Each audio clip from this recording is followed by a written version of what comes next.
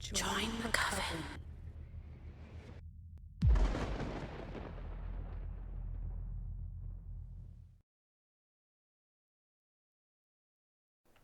Looking for anyone who witnessed this disturbing human puppet show.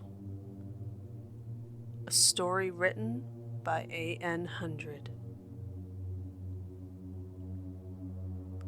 I'm looking for anyone who attended the midnight showing of Noises Off at the theater on May 6th, 2003.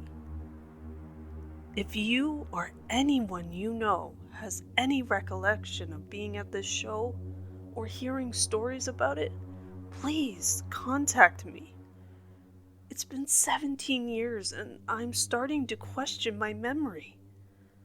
I need to be certain that this horrific nightmare actually happened, and I didn't just dream it up. There were about 20 of us in the audience that night. It's a smallish theater, and even then, it was a fairly empty house. That means there's hopefully 19 other people out there that saw the same thing I did. And I need to speak with someone about it before I lose my mind.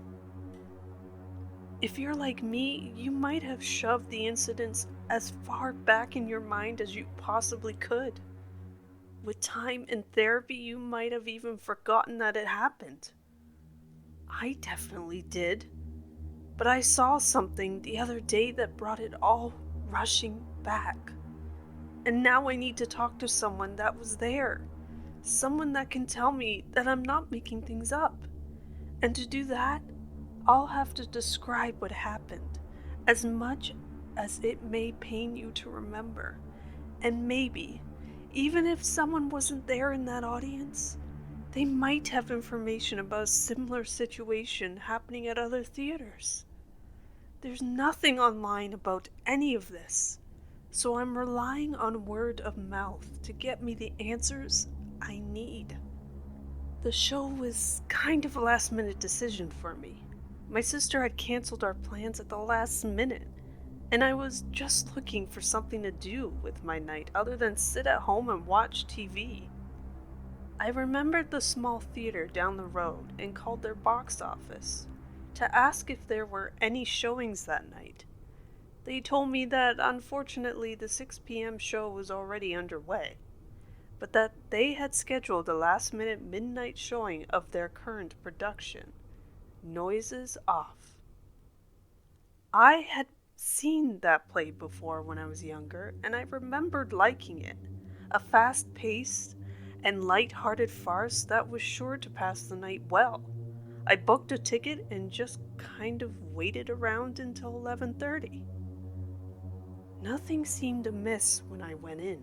The lady at the box office looked appropriately bored, and the air smelled of sweat and excitement, like theaters often do. I took my seat, exchanged some pleasantries with the man in the seat next to me, and idly looked over the program until the show began. If you were there, you'll remember the first act being completely normal. It was even surprisingly good. The actors rushed in and out of their doors and squawked their lines, nearly missing each other in a frenzy of slapstick comedy. I laughed uproariously with the rest of the audience, and when the curtain fell for the intermission, I eagerly awaited the second act. I vaguely remembered from my first time seeing the show that the second act is when the large set piece is flipped around and the audience gets to see an overdramatic recreation of all the actors crashing into each other backstage. I didn't remember how the third act went, but I was sure it would be just as hilarious as the first one was.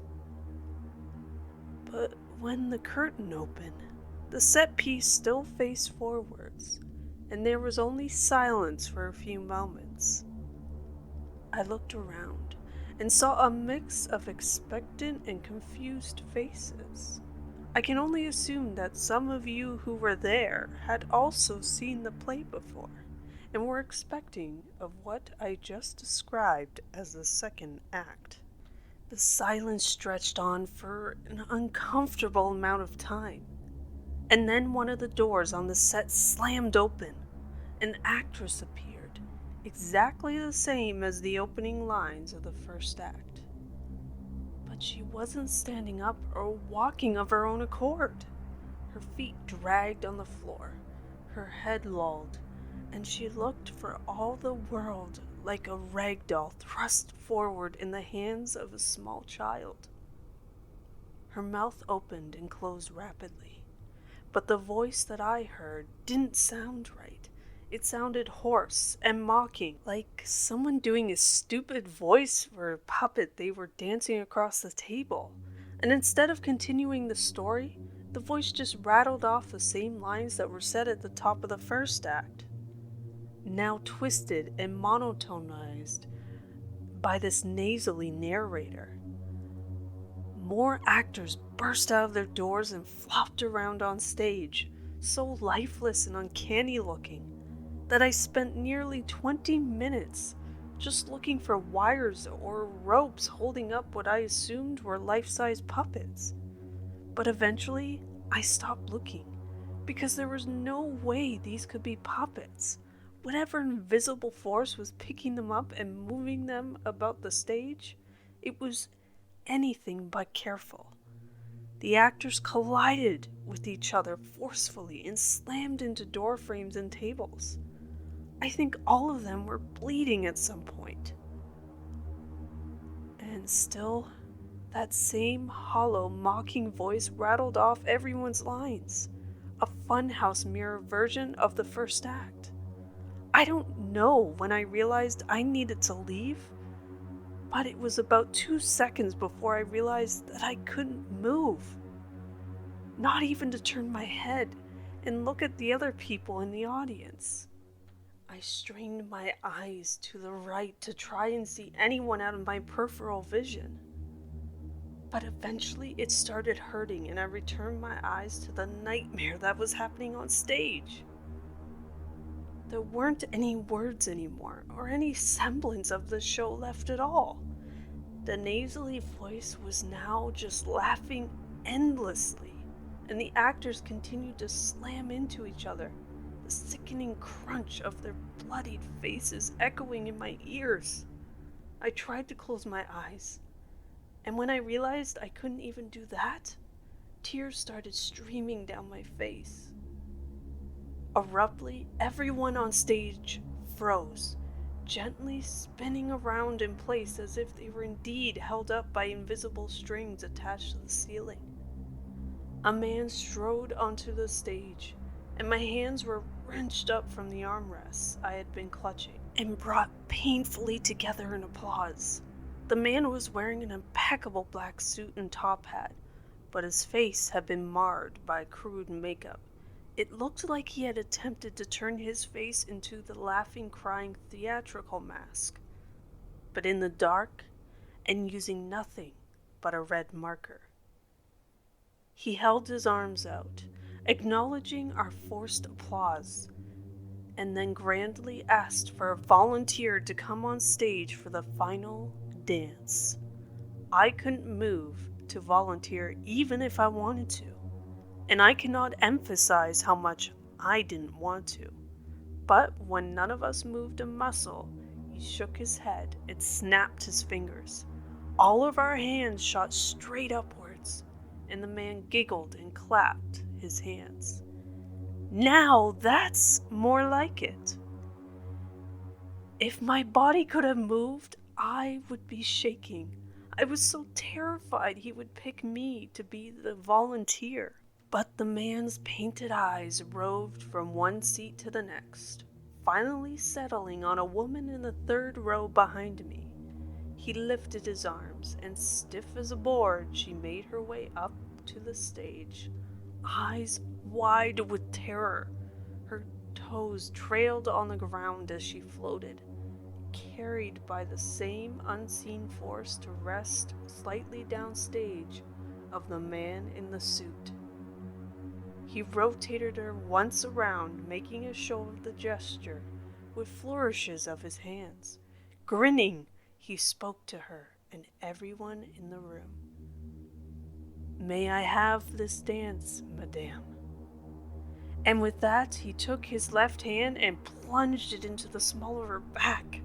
She gasped and arched forward slightly, and I could see a tear fall from her eyes before they turned as glassy and lifeless as the rest of the human puppets that still dangled on the stage. The dance was horrific, a twisting and wrenching of limbs that should have been impossible for the human body to achieve. But they all did it in unison, slowly and painfully up on the stage while everyone watched. For once, I was glad I couldn't move, glad I didn't have to take part in that terrifying imitation of a dance. After what felt like hours, the dance finished. The man in the suit brought all of our hands together in another stinging round of applause. And then all at once, I felt my body rise out of the chair. Like the woman had floated to the stage, we all floated single file out of the theater. I couldn't turn my head, but out of the corner of my eye, I saw one last thing that made my stomach turn. The suited man was walking nonchalantly backstage, and with a flick of his hand, every lifeless floating puppet crumpled heavily to the floor, bodies landing with a sickening crunch. I woke up in my bed the next day, half convinced that everything had been a nightmare. And for years, that's what I tried to tell myself. Nothing but a nightmare. That is, until last night. I live in a different neighborhood now, but one that also contains a theater. I was walking home past the theater last night and saw that there were posters up for Noises Off.